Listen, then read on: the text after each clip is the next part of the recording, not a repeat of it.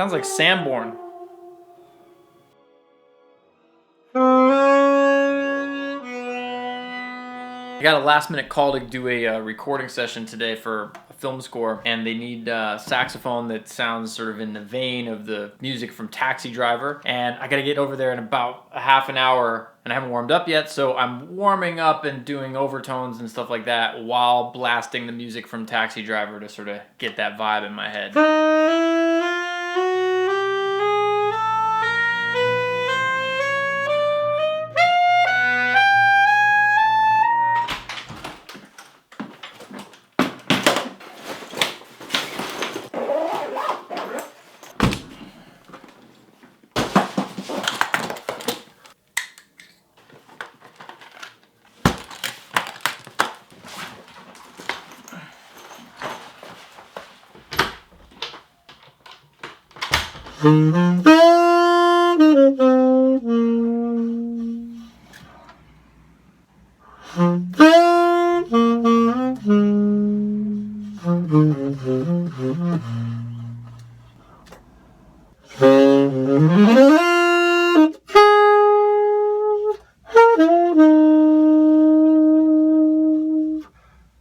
That's fine.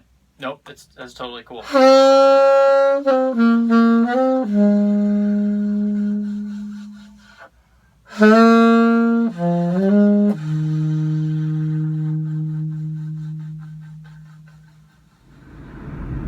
Maybe I should eat lunch there. Oh, sometimes these Cokes, the ones in the glass bottles, they're way more delicious than the ones in the cans. I mean, I'm not much of a soda drinker, but I just had some great tacos. Henry's Tacos in Toluca Lake. Killing. This just seems like the right thing to go with it. Yum. Is that good? Where are those teeth? Good job. Can I hold my hand? What do you think? What do you see? Where are we going? Oh, it's a bird, huh? Airplane. There it is, right there.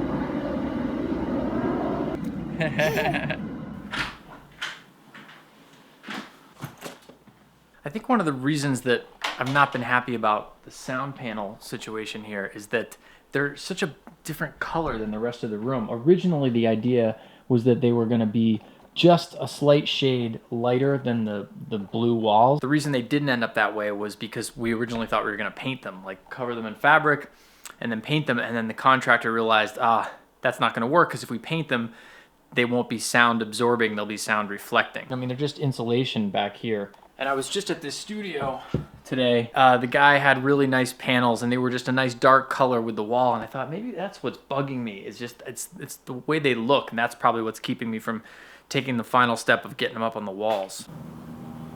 Hi. Hello. I don't know what you're after. How was the rest of school, Bug? Or how was Tap? Hud, what are you reaching for?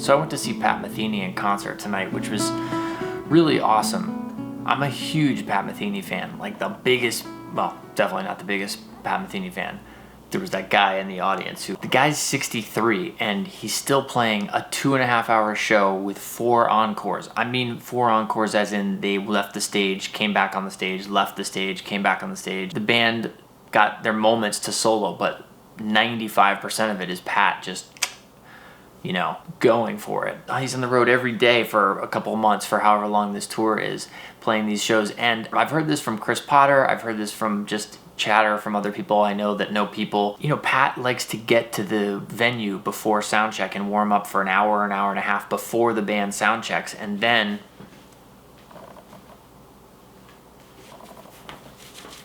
do a sound check with the band. And apparently it's more than just a line check, it's running through a set. And then he'll do another hour to warm up before the show starts, and then he'll play a 2.5 hour show, maybe close to 3 hours. And I've heard outside of that he's practicing in the hotel room and on the bus as well. I mean, this leads a little bit into sort of the Coltrane mythology about sort of the incessant practicing.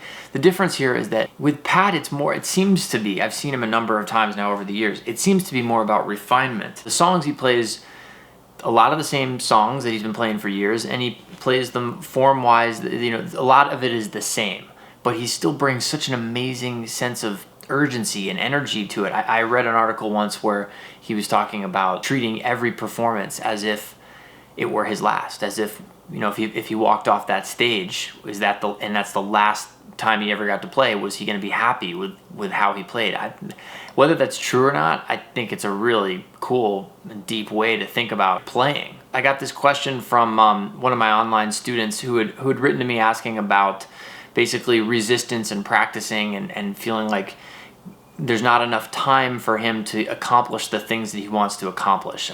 Meaning he sets goals to practice certain things or to improve upon certain things, and then when he gets into his practice time, he feels like it's not enough time to get better at those things he wants to address. That's a legitimate concern. I certainly feel that way myself, and a lot of the way that I practice is just to stay in shape and try to be fundamentally grounded in the way I'm able to manipulate the instrument to a certain degree, just to allow myself to be present and open to whatever the various musical situations are.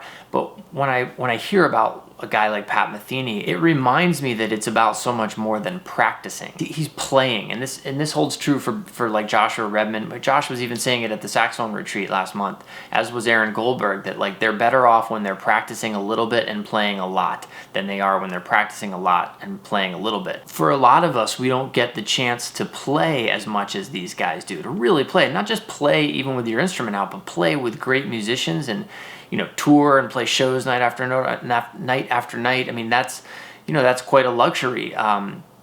So what do you do to sort of synthesize that? One of the things you can do, besides looking for as many opportunities to play as you can with other people, is to do more playing on your own, more just actual playing. And I don't want to say less practicing, but making sure that you're spending time when you're practicing, playing, like practicing the act of playing. And by that I mean refining ideas. I mean, when I think back to the times where I'm on the road with a band, the days I used to tour with Jonah Smith or John Mayer, or when it's been out with Snarky or any number of people, or even with my own thing, very rarely, there's a magical thing that happens, when you get these multiple nights in and you get into a comfort zone with your playing, and you can start trying to do certain things the same, certain things differently, but you develop a flow.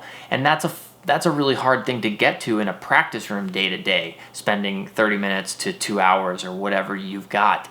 Because it is, you do end up spending so much time just trying to like warm up and get through this, that, and the other to get to some spot. And then you feel like, oh, time's up.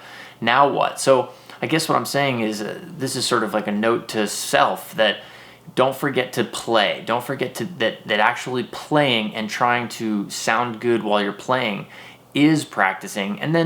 But then take the time when you run into something that you feel like you would like to be able to do and you can't, then build a practice exercise around that.